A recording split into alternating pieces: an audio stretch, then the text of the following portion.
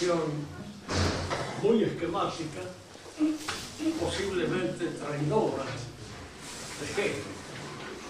Yo traidora porque no creo que ningún hegeliano auténtico estuviera de acuerdo con lo que nosotros extraemos de su enseñanza.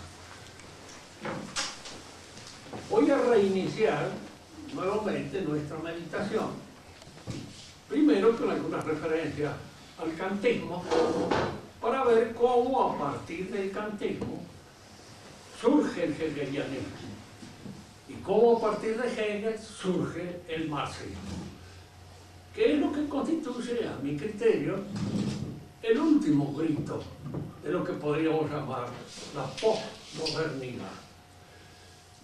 Reventado el sistema de Marx, yo creo que la posmodernidad está viuda y huérfana al mismo tiempo porque carece completamente de aquel que le dio sentido. En Kant se plantea el problema del inmanentismo con toda su, diríamos, su fuerza. ¿Qué queremos decir con esto? Para Kant, conocer la realidad tal como ella es en sí no se puede. La realidad es algo que nosotros no conocemos, pero de alguna manera la realidad se nos presenta en nuestra subjetividad, de acuerdo con los fenómenos que logramos captar de esa realidad. Hay que recordar 3 o 4 puntos siempre en el pensamiento de Kant. Primero, que aquello que se capta es lo que aparece ante mí, eso que él llama fenómeno. Lo que constituye el fundamento de la realidad, el noumeno, que él le llama así, es para nosotros desconocido. No sabemos qué es. ¿Sabemos que es algo independiente del entendimiento? Sí. Kant lo admite. Y lo admite porque así lo admite nuestro entendimiento.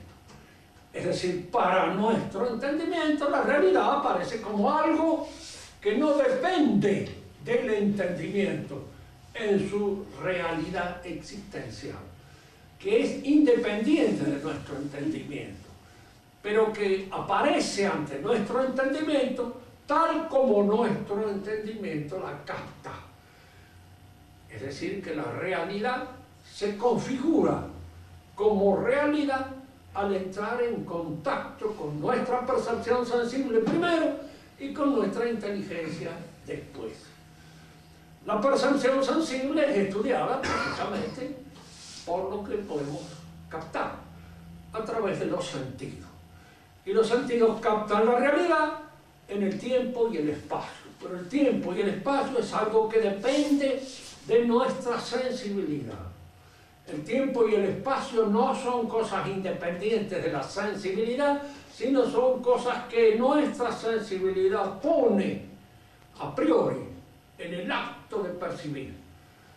Cuando percibo las cosas, las percibo en el tiempo y el espacio. Pero el tiempo y el espacio pertenecen como categorías formales propias de nuestra percepción sensible. Luego, indudablemente, hay que estudiar cómo se presenta la realidad. Si yo digo un juicio, ustedes están acá, presentes, frente a mí. Indudablemente eso es un juicio que afirma una realidad de un modo categórico, determinante. En los juicios es donde yo debo aprender la constitución de la realidad. Cómo se me aparece la realidad está expresada precisamente en los juicios. El análisis del juicio me permitirá conocer cuáles son las distintas formas en cómo la realidad se me aparece. Y acá aparece la primera aporía grave en el pensamiento de Kant. Porque la pregunta es esta: ¿qué es un juicio? Si el juicio es una proposición, palabras orales o gráficas, porque eso es el aspecto fenoménico del juicio. si hay algo detrás de la proposición del juicio, si hay algo detrás de las palabras que yo digo o escribo, eso es una cosa en sí, es un nómeno, no es un fenómeno. Lo que en mí aparece son las palabras. Esto Kant indudablemente no lo trató, no lo resolvió, no lo descubrió tampoco, como una aporía que surge de su sistema. Pero va a ser descubierta con posterioridad en los continuadores de su investigación filosófica o sistemática. Fíjense que el hombre moderno, decía Simpson, piensa. El hombre de la tradición clásica, filosófica, trata de conocer. ¿Por qué? Porque se parte de dos posiciones diferentes. Para el hombre clásico la realidad es algo que Dios, o el espíritu, pongámoslo en el caso de los griegos, el logos, propone a la inteligencia del hombre. Entonces hay siempre en la realidad una densidad óntica que nuestra inteligencia no penetra nada más que de una manera asintótica. Es decir, penetra, pero poco a poco siempre queda un fondo de realidad irrecuperable para la inteligencia. Nosotros lo hemos visto en 2 o 3 oportunidades que hemos tenido de hablar acerca de la abstracción. Cómo abstraer significa eliminar todos aquellos aspectos que la realidad nos ofrece y que son inasimilables por el espíritu, que el espíritu no puede asimilar. Pero el espíritu parte de la absoluta convicción de que hay aspectos de la realidad que él no puede asimilar. Y entonces hay un desfasaje entre la realidad y lo que yo pienso acerca de la realidad. Entre lo que es la inteligibilidad del ente óntico, independientemente de la inteligencia, y lo que yo puedo entender. Lo que yo puedo entender, mi interpretación, pertenece al mundo de la lógica, y esta otra realidad pertenece al mundo óntico. Entre el mundo de la lógica y el mundo óntico hay una relación de dependencia.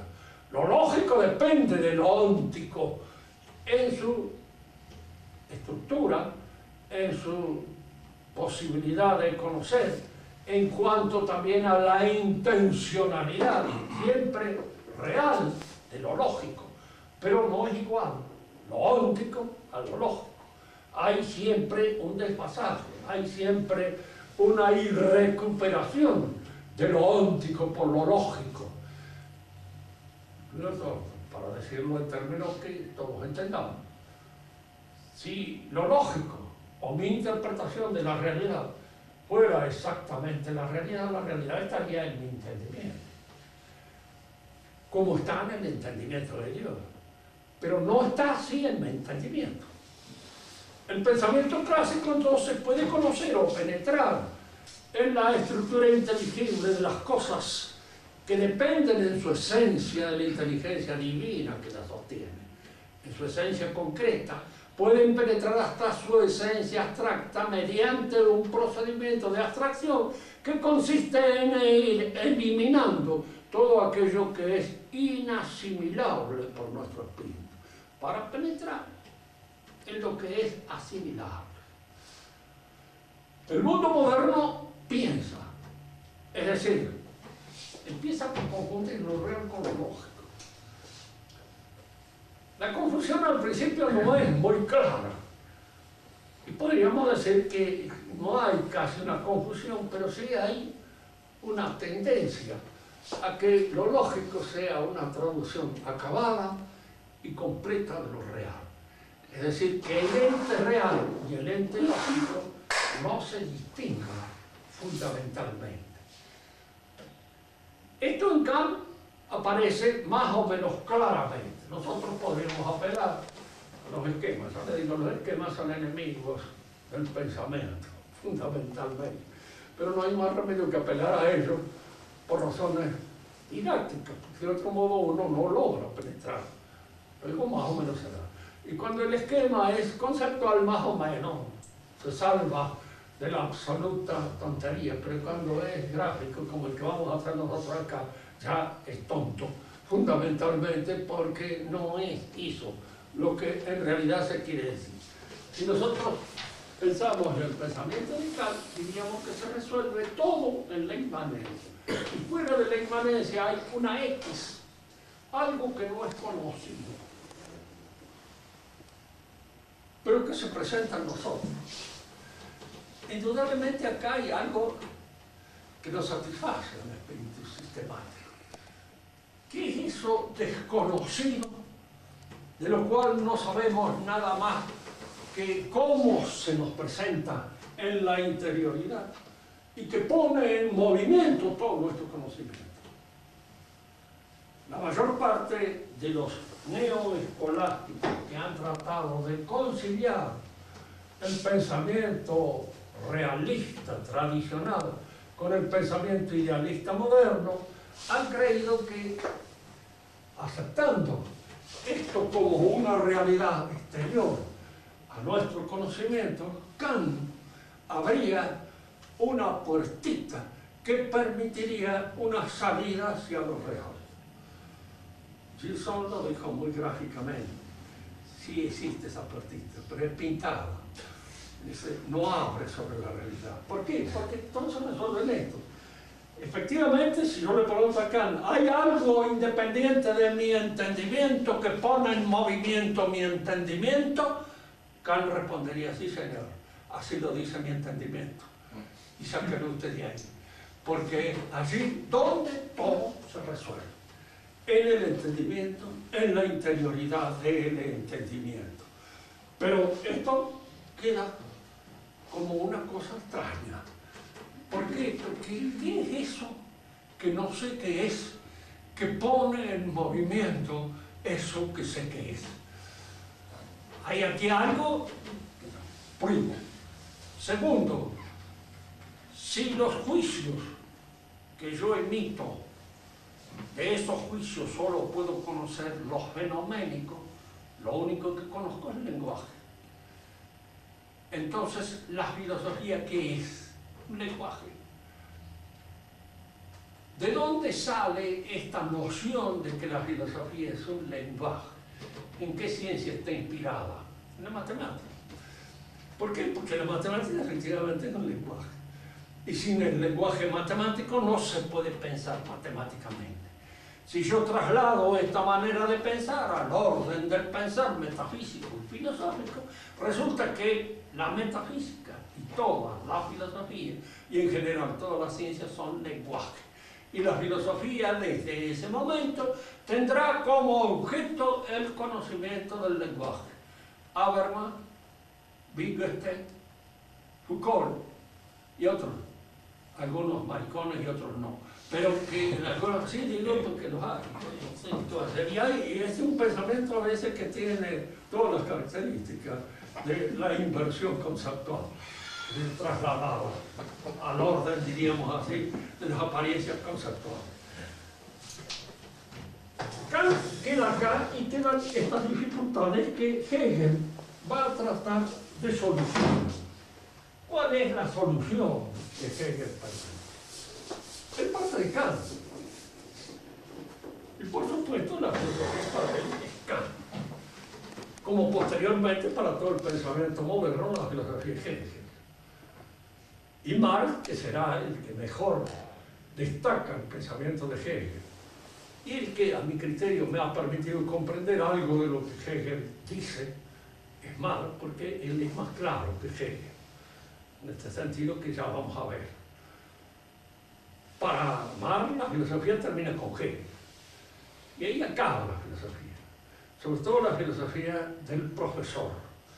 Ahora lo que viene ya pertenece al orden del revolucionario. Después lo vamos a explicar en qué consiste este cambio, o esta modificación, o este pasaje de lo puramente pensado a la acción, a la realización de ese mundo que hasta ahora no ha sido nada más que pensado, pero que debe ser ahora transformado por la acción transfiguradora del hombre sobre la realidad.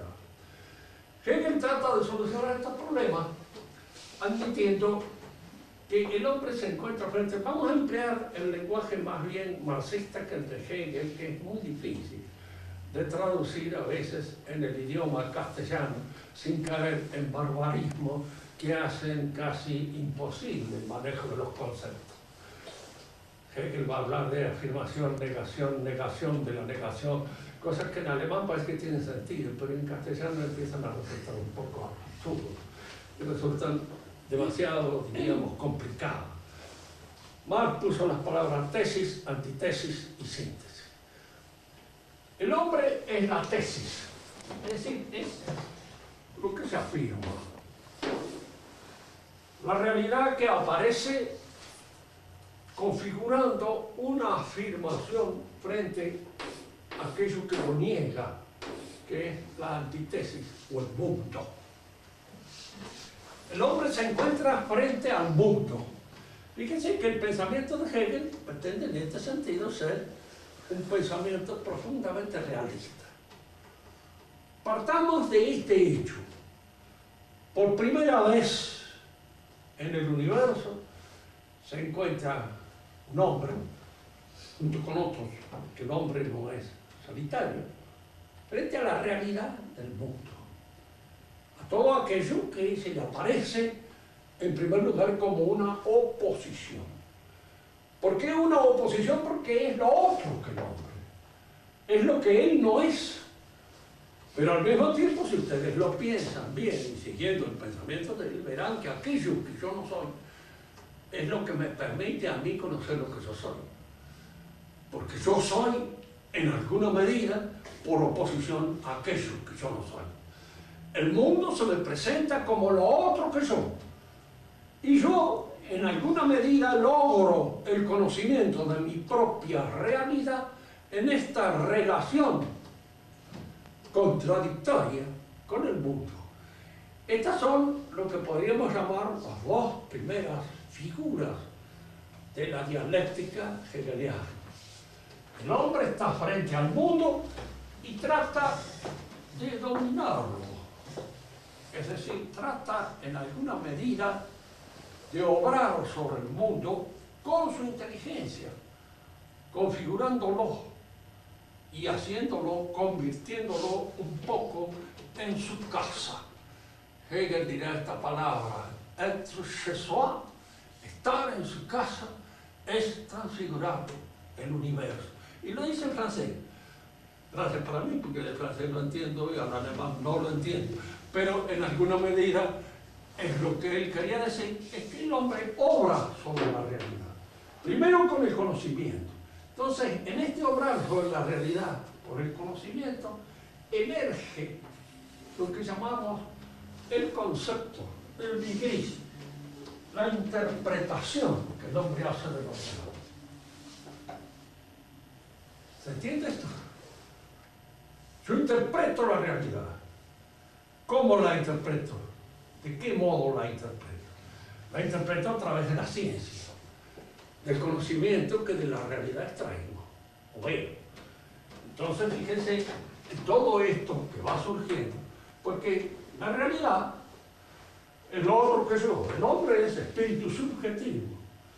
Y lo que surge del contacto de contradicción entre el hombre y la realidad es el espíritu objetivo. Y el espíritu objetivo es lo que se revela, lo que se manifiesta. La palabra revelarse aparece muchas veces, sobre todo en el Hegel juvenil, cuando todavía estaba bajo la influencia de los estudios teológicos que él hacía en la Universidad de Tübingen, donde él estudió. Es decir, ¿qué es lo que se revela? El espíritu. Eso es lo que se manifiesta. ¿Y en dónde el espíritu se revela? En la inteligencia del hombre. ¿Por qué surge de la zona? ¿Qué es esto? Una casa. Pero esto que está acá alrededor mío es una casa así. Esto es lo que me revela a mí que es. Y entonces esto que se me revela, esto que se manifiesta como espíritu, esto que se me manifiesta como razón, es la realidad misma. Por eso todo lo real es racional y todo lo racional es real. Es decir, La realidad entera se resuelve en la interpretación que el hombre hace de la realidad. Pero esta interpretación que el hombre hace de la realidad es variada, múltiple, tiene distintas dimensiones y fases. Es ciencia. Cuando la revelación inmediatamente destaca la estructura de lo real que se me revela. Así, si yo digo, la tierra sirve para sembrar, el agua es necesario para que surjan, diríamos así, los elementos que he sembrado, los gérmenes que he puesto en la tierra, todas estas cosas son científicas. Todo esto aparece como ciencia. Si yo de alguna manera quiero explicar la realidad de un modo que ya no es científico, sino más bien simbólico, apelo a los símbolos propios de la religión. ¿Qué es el hombre? El hombre es, de alguna manera, el hijo de la realidad que se lo pone. Padre, Hijo y el Espíritu que se revela es el Espíritu Santo, ¿verdad? Lo que ha de venir. Cristo mismo nos hace ver esta verdad cuando Él habla de que es hijo del hombre. Y al decir hijo del hombre quiere decir que el hombre es hijo de Dios y que de alguna manera se manifiesta como tal. Y el Espíritu es lo que expresa esta relación dialéctica entre el hombre y lo real. Se manifiesta en la ciencia, simbólicamente en la religión, en el arte, se manifiesta en las relaciones entre el hombre con él mismo, creando el derecho, porque el derecho es lo que establece la relación de conjunto. Nosotros tenemos que operar sobre la realidad en mancomunidad, porque de hecho la ciencia es un fruto social, no es aislada. Y lo es también la religión y lo es todas las otras cosas en las cuales se manifiesta el espíritu objetivo. Y este espíritu objetivo me dice lo que la realidad es. Pero esto que la realidad es, ustedes lo observan bien, está transido por una exigencia de historicidad. En este primer encuentro, en este primer momento, hay una ciencia, hay una religión, hay un arte, hay un derecho, hay una economía, etcétera, etcétera, que revelan en este momento de la historia la relación del hombre con la realidad. Pero a esta generación le sucede otra, y esta otra generación se encuentra ya ante una realidad que ha sido interpretada. Ya no se encuentra ante una realidad bruta, se encuentra ante una realidad de la cual poseemos una cierta ciencia, de la cual poseemos, diríamos, un saber un poco mistérico, que es el saber propio de la religión, de la cual poseemos un saber más profundo, que es el saber propio de la filosofía. Estamos en relación con los demás según un derecho, según una economía que surge de las relaciones de mancomún que mantenemos los hombres entre nosotros en un momento histórico determinado. Pero en otro momento histórico yo tengo que partir ahora de una realidad que ha sido interpretada, ha sido vista, ha sido considerada científicamente, religiosamente, filosóficamente, económicamente, jurídicamente, por estas distintas actividades del espíritu. Y entonces yo tengo que obrar ahora de acuerdo con la hermenéutica. Ahora entro. La idea de hermenéutica surge de aquí. Es decir, tengo que interpretar lo real a través de la interpretación que de lo real le hicieron mis antepasados, los que obraron anterior a mí. Y entonces yo debo reinterpretar esa interpretación y dar de la realidad una nueva interpretación que surge ahora, diríamos así, como una manifestación nueva del espíritu. El espíritu se va manifestando. Si uno le pregunta a Hegel, ¿qué es el espíritu? Eso que se manifiesta, lo que se revela. Y si nosotros le preguntamos a Hegel, dígame Dios qué es, lo que se revela. No nos está diciendo una revelación permanentemente. Dios es lo que se manifiesta, el Espíritu Santo, lo que se revela. Y lo que se revela precisamente a través de todas esas actividades del Espíritu, que en alguna medida revelan mi posición con respecto a la realidad. Pero esta posición mía con respecto a la realidad cambia con el tiempo.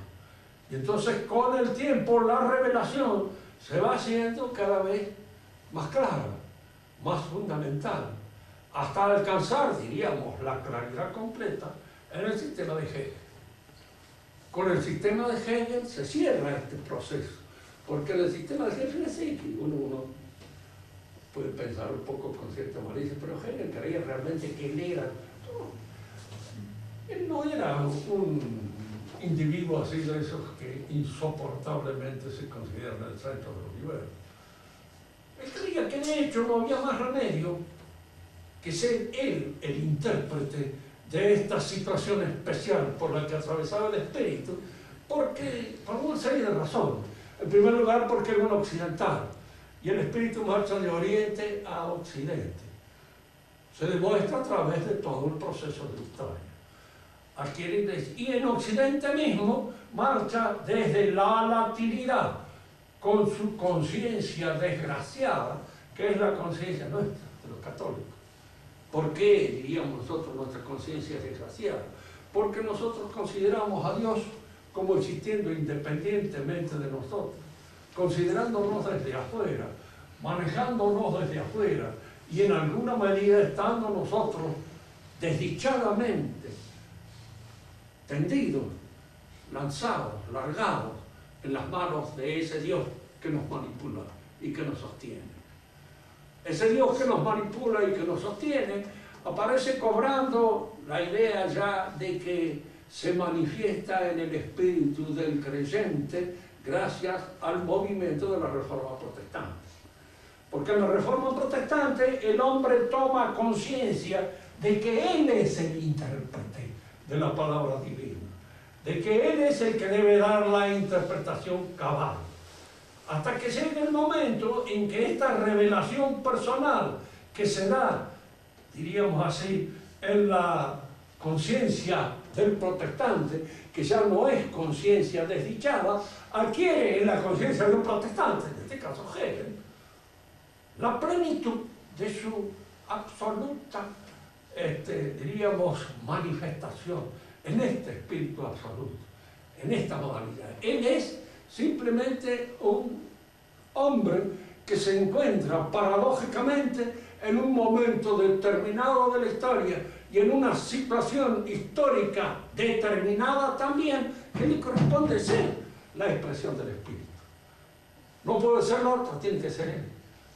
Y por eso él mismo lo ve en la carta a Anita Marshall, cuando él se encuentra con Napoleón en las afueras de Jena, que ya les decía a ustedes esto en otra oportunidad. Él dice: he visto al espíritu del mundo a caballo entrando en las afueras de Jena.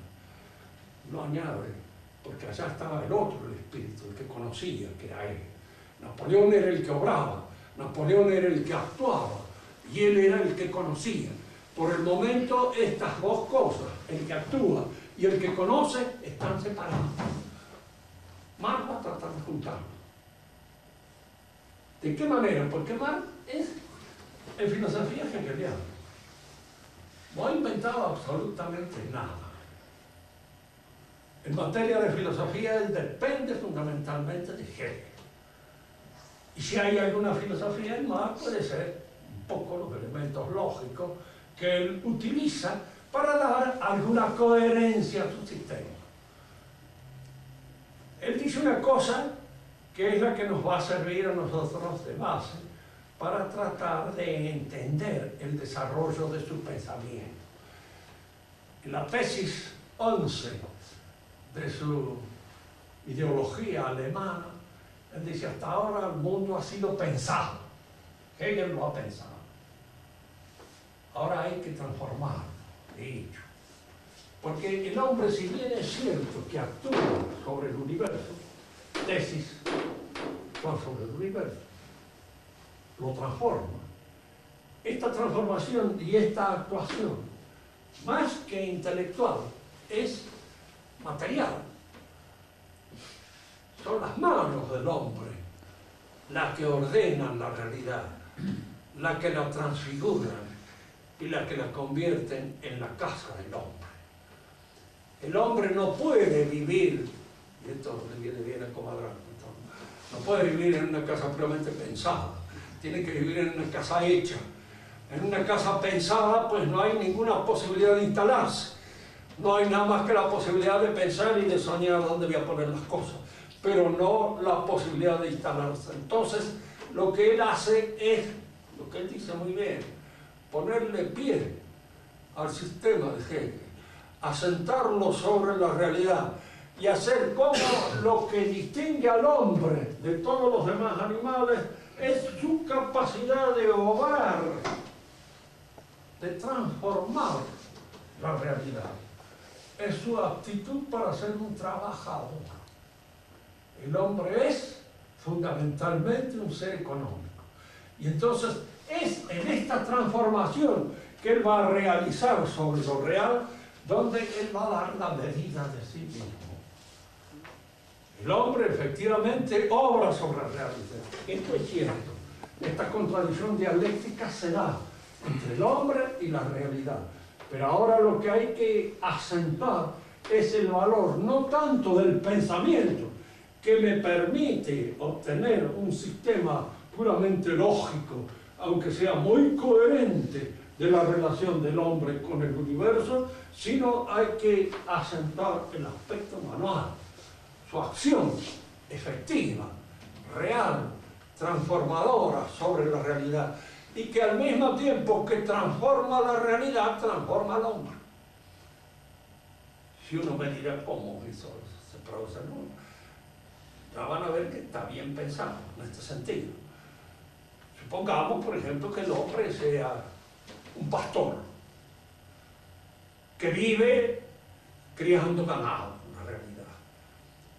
Se apea del caballo, siembra, ara, produce, crea una chacra, un lugar donde de alguna manera saca el producto de su alimentación y se convierte en otro hombre. Ya no es un pastor, ahora es un agricultor. Y este agricultor indudablemente ha sido modificado. ¿Por qué? Por el tipo de trabajo que realiza. Al obrar sobre la realidad como agricultor, al cambiar la realidad, que era un campo de pastoreo, en una chacra, ha pasado de ser pastor a ser chacarero.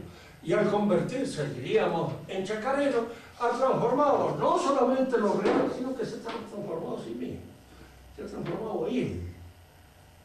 Y esta transformación se va produciendo a través de todos los pases de la historia, hasta alcanzar, diríamos así, su logro efectivo, su cambio total de esencia y de existencia, cuando el trabajo común realizado por toda la colectividad sobre la realidad haga que el hombre pase a ser de un hombre individual un hombre colectivo, un hombre común, un hombre que ya no tiene mío ni tuyo, sino que es en alguna medida impersonal. Es el grupo, es la masa, es la manifestación de lo colectivo. Fíjense qué curioso ver esto, ¿no? Cuando estudiaba algo sobre los comunistas, me ha tocado dar clases sobre eso. Incluso uno de mis alumnos, que se llamaba Roberto Vélez, que era jefe del Partido Comunista en esa época, siempre conversaba conmigo porque él era un creyente, ¿no? Pero no conocía muy bien a veces el pensamiento del comunismo. Y yo muchas veces lo obligaba, por ironía, a ser más coherente con él mismo. Que le digo yo, ¿cómo solucionan ustedes el problema de la relación del hombre y de la mujer en un sistema comunista? Entonces ellos caen un poco en el romanticismo engeliano. Engel era un romántico, muchas cosas. Habla del amor libre. Habla del amor libre. Mire, el amor libre, yo elijo el que me guste. Y a la vez me elige a mí, bueno, muy bien. Digo, usted está cayendo en un individualismo porque es asqueroso. Porque eso es burguesía pura. Un buen sistema comunista debe ser la comunidad la que le dé a uno la boleta determinada de tocar esto, acá. Digo, en cuanto hay una selección personal, hay individualismo. Y si hay individualismo, hay burguesía. Y nosotros estamos cayendo en una contradicción. Se reía. Que dice, sí, tiene razón. Digo, no, le digo, claro, le digo, es lógico. Si el hombre es colectivo, todo tiene que ser colectivo. Resulta que ahora vienen ustedes a descubrir el amor individual, el amor con H y con mayúsculas. Le digo, eso es romántico. Y lo romántico es puramente de la época burguesa de nuestra civilización, donde ustedes caen ahora de una manera de rigor completamente absurda. No tiene sentido. Cuando ya no hay más propiedad privada y la propiedad es común, el pensamiento es común, la manera de obrar es común, y yo no soy nada más que una especie, diríamos así, de burbuja en el movimiento colectivo que obra sobre la realidad. He desaparecido como, cosa que indudablemente no le sucedió a Marx, y Marx hubiera estado muy tranquilo si le hubiera sucedido algo más o menos por el estilo, porque él era un burgués de su época, nada más, y no pensaba sino como un burgués individualista.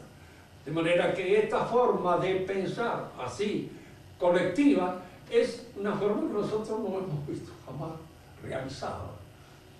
Hay una tendencia a través de todo el movimiento intelectual de la época a uniformar el pensamiento.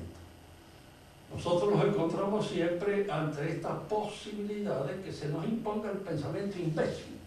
Esta uniformación del pensamiento viene a través de la televisión, de los medios de comunicación, donde hacen que la mayor parte de la gente ya deje de pensar como individuo y obedezcan a las solicitudes de la publicidad y piensen más bien como un elemento manejado por esa publicidad.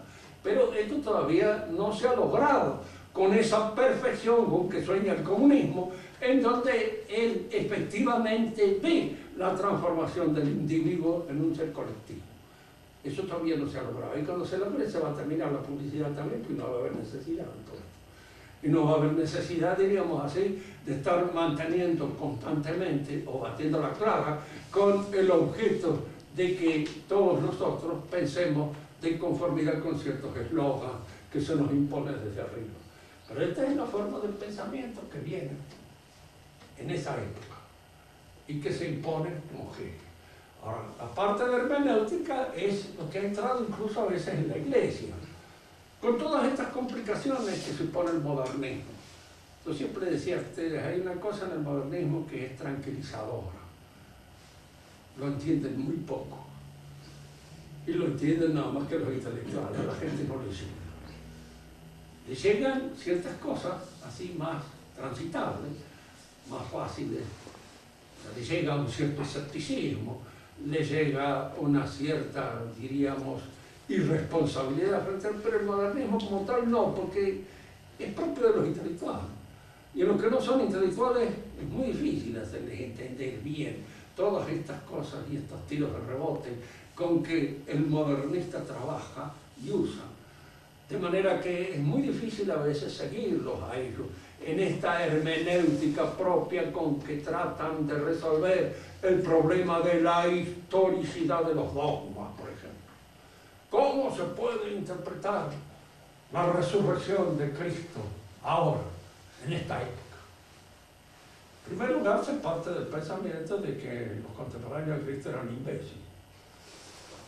Recuerden una cosa de San Agustín que lo decía y que era muy cierta, ¿no?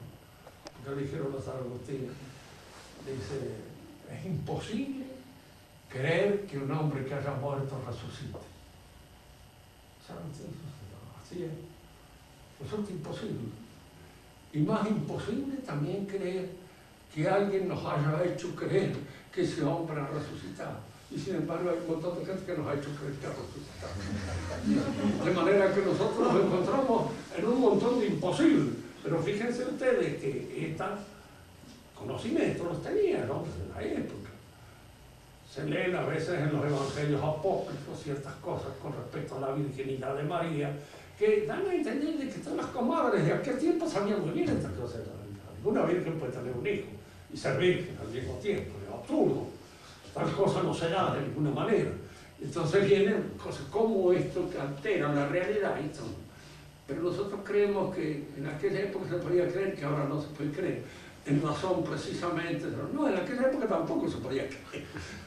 No era creíble. En esta época ni en aquella, en ningún lado. Pese, diríamos, a todos los adelantos de la ciencia, el hombre tiene ciertos conocimientos del orden natural que son perfectamente naturales y que se dan en el orden común.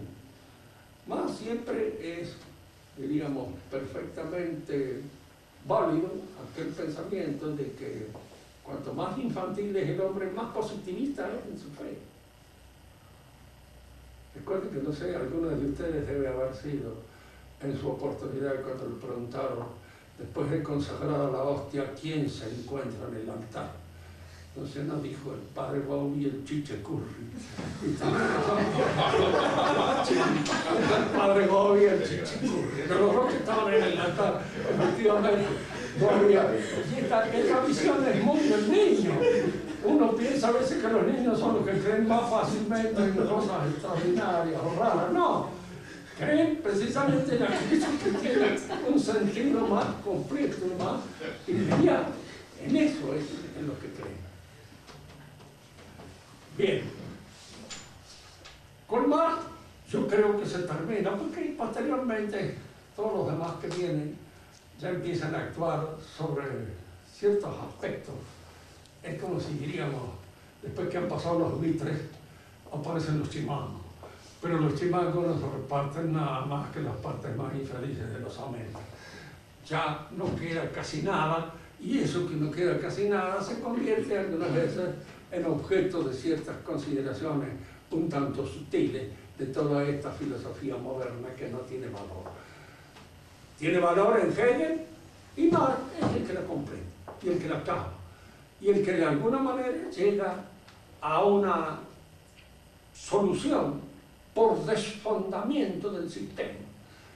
¿Cuándo se desfonda el sistema marxista? En la utopía. ¿Por qué? Porque ese paso del hombre individual al hombre colectivo no se puede realizar. No se realiza. Y en todos los intentos en que se ha tratado de que no se realiza. Siguen existiendo los mismos atorrantes, ladrones de siempre, más ladrones que nunca, cuanto menos posibilidades tienen de poder ganar algo por otros medios, de manera tal de que ese individualismo se sigue dando en la Unión Soviética y se sigue dando en cualquier parte del mundo, cualquiera sea el sistema que se trate de imponer, porque el hombre obra en función siempre de ciertos intereses que son individuales. Vamos ahora a hacer la última consideración con respecto a los temas señalados por las tesis tomistas que estamos considerando. Hay un punto que estaba señalado en la última tesis que nosotros publicitamos y del cual conviene ahora hablar. Es esto, de que en el hombre se dan facultades orgánicas que dependen en su ejercicio de ciertos órganos precisamente fisiológicos, y hay facultades inorgánicas que aparentemente parecerían depender también de algunos órganos, o por lo menos de casi todos los órganos de nuestro cuerpo, pero que examinados con cierta exactitud y penetración en lo que constituye el fondo de su acción no dependen de ningún órgano. Estas dos facultades son la inteligencia y la voluntad. Hemos examinado algo acerca de la inteligencia. La inteligencia es un acto, el acto de entendimiento, el acto de comprensión es un acto espiritual, decimos nosotros. Con esto queremos decir que no es un acto psicológico, porque el producto, el concepto, el conocimiento, la representación, no es un producto psíquico nuestro. No es el resultado de una acción psíquica. Fíjense que el resultado de una acción orgánica es siempre algo orgánico, químico, tiene una cierta realidad. Diríamos así, y pido a los médicos que me corrijan en el caso que meta la pata, pero la vesícula biliar produce vino, y esto puede ser constatado perfectamente. Y si falta, puede ser tal cosa. El conocimiento no es el resultado de una actividad psicológica, no es un producto psíquico de nuestra realidad. Esto parecería un poco la posición de Kant, pero Kant es el que convierte así al conocimiento en una actividad psicológica.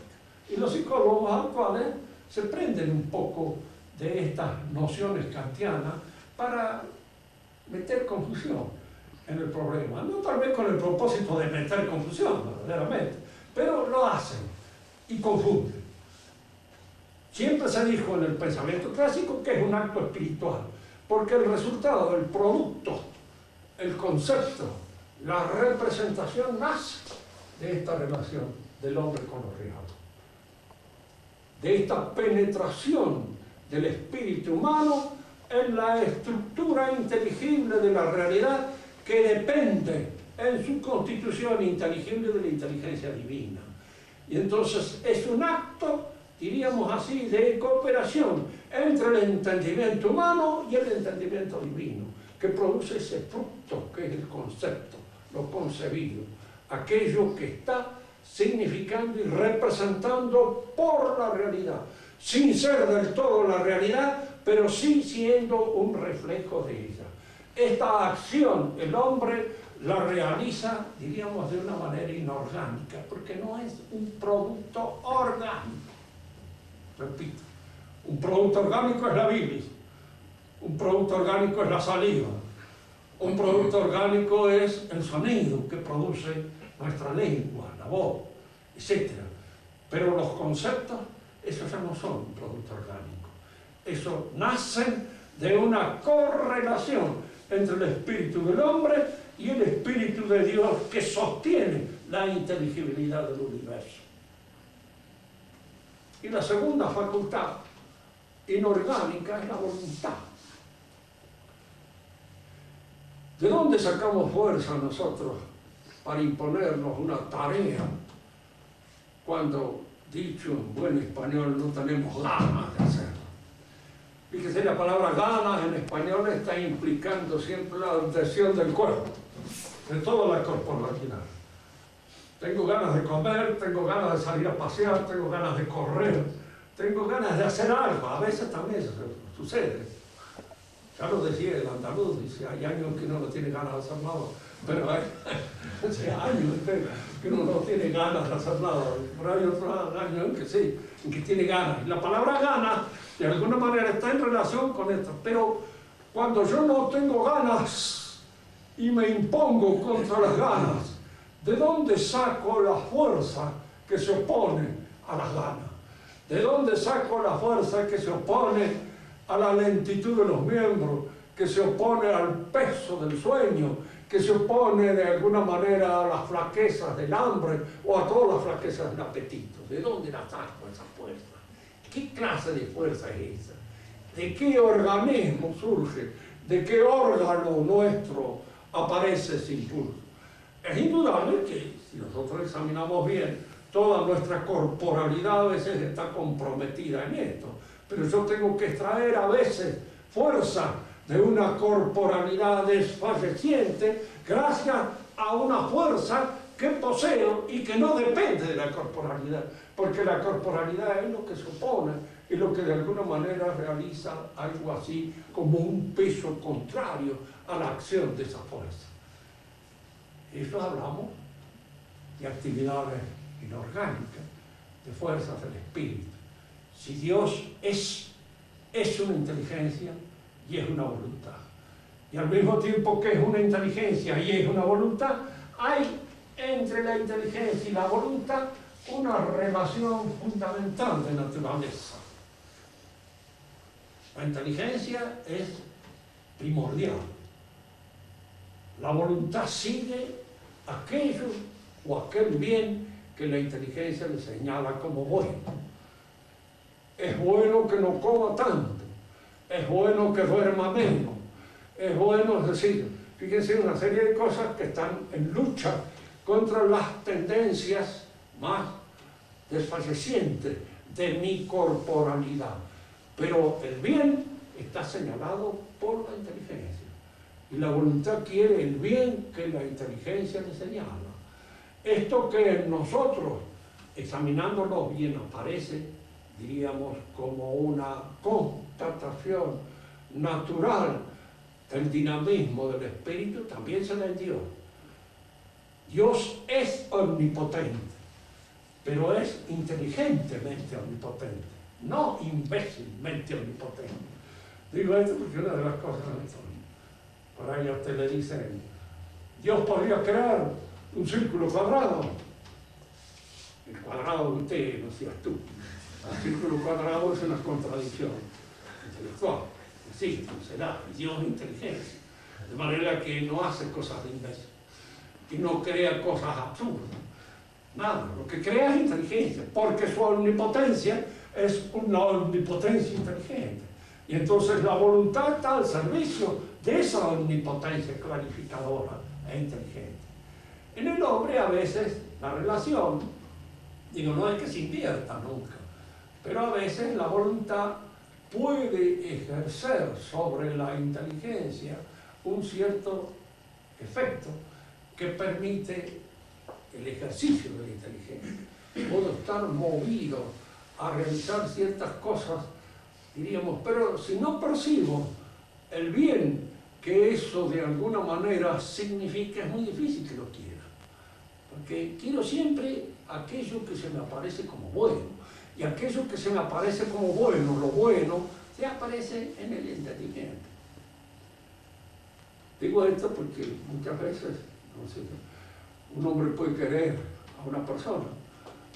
Y este querer a una persona siempre entra por el entendimiento, por la inteligencia.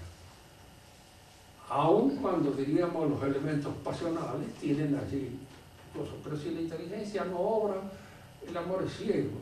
Y eso que dicen que el amor es ciego es mentira. No es ciego, el amor debe ser vidente. Y debe de alguna manera percibir el valor de la cosa amada. Porque si no, no hay un amor propiamente humano. Hay un amor, una pasión absurda, cualquiera. Una tendencia, diríamos así, que nace pura y exclusivamente de los senderos más oscuros de la corporalidad. Y no es eso propiamente hablando humano. Hay entonces estas dos actividades que pueden ser consideradas como inorgánicas. Esto que estamos hablando ahora es una cosa, en fin, que ustedes discutirían con muchísima gente, porque no lo admiten, no lo creen, no lo consideran así. Y de alguna manera hacen creer que en un momento determinado la voluntad y las ganas son dos cosas comunes. En español la palabra es tan linda, gana, pero indica de alguna manera un movimiento que nace de lo corpóreo. Y la voluntad es algo que a veces se opone, cuando coinciden muy bien. Es como cuando dijéramos, qué lindo es hacerle enganchar a una chica linda. Más lindo que hacerle enganchar a una chica fea, que nosotros de alguna manera la consideramos fea o no atractiva. Es decir, es más lindo obedecer en cierto momento aquello que viene en relación del movimiento orgánico de simpatía. Mejor. Pero también aparece a veces que este movimiento orgánico de simpatía puede ser contrario al acto justo. Y entonces es conveniente que el acto justo sea siempre un acto iluminado por la inteligencia práctica, que es la que me permite conocer el derecho que le corresponde a esta persona acá, ahora, en este momento de esta llamada. Si quieren hacer alguna pregunta, por supuesto, hemos terminado con Hegel bastante a la jineta, pero ¿qué va a hacer? Tampoco es cuestión de que nos demoremos demasiado en Hegel. padre, a ver usted que además de padre es hijo también, va a haber alguna pregunta.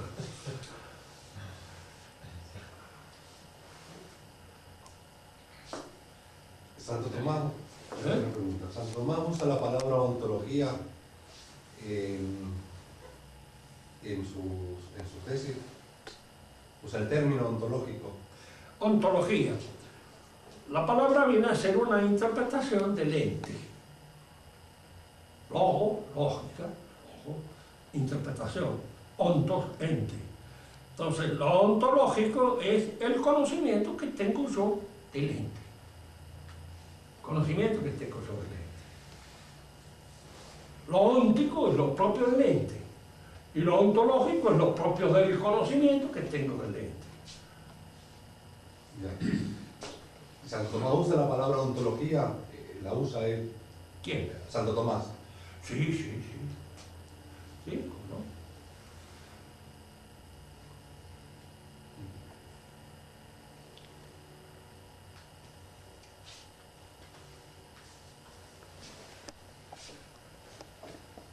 ¿Hay algún seguidor al presente de Kant? ¿Cómo? ¿Hay algún seguidor al presente de Kant? Sí hay. Siempre hay. Son seguidores que ya no son así, diríamos, completos, cabales, en el sentido de decir, se repite todo lo de Kant, porque hay mucho de Kant que ya ha pasado, diríamos así, por la discusión, y han sido eliminados ciertos aspectos de su sistema. Lo que pasa siempre con los sistemas modernos, que son sistemas, y la palabra sistema significa una cosa cerrada, en su coherencia lógica. Cuando caen en una contradicción se desfondan. Y entonces vienen los seguidores del sistema que sacan a la luz las contradicciones que existen en el sistema. Y entonces lo desfondan, lo deshacen. Y unos aparecen de una manera o de otra. Por ejemplo, el existencialismo mismo es una consecución del kantismo. El existencialismo. Hay una diferencia, ¿no es cierto?